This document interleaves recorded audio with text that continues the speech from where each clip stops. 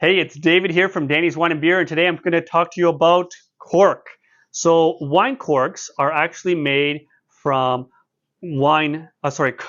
cork trees, and cork trees are found generally in Portugal and Spain. And how it works is the cork tree this is the bark, and this is the outside of the bark, and then the cork tree grows. It takes about 9 years for it to grow in thickness to allow space for people to come in and then cut that bark off, strip the bark off of it, and then here's like the other side of it.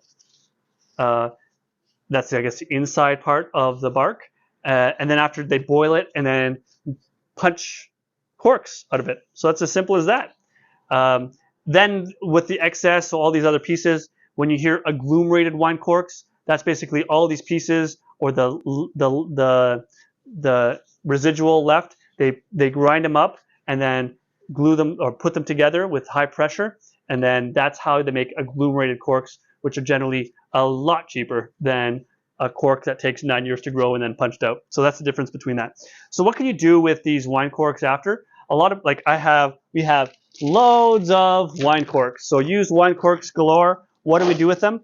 A couple options is you can make a cork board. So here's a simple example of a cork board. They cut it in half, then you glue it onto a board, and you now have a crafty, simple cork board. Another example of this is a horsey. So here we have a horse. There's so many options. This is actually used with new corks, but a simple example of this, and it has nice little googly eyes.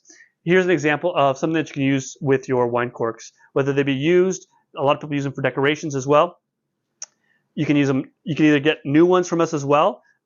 We sell them by bags of 90s, thousands, and we always have them in stock. So if you're looking for wine corks, think of us at Danny's Wine and Beer.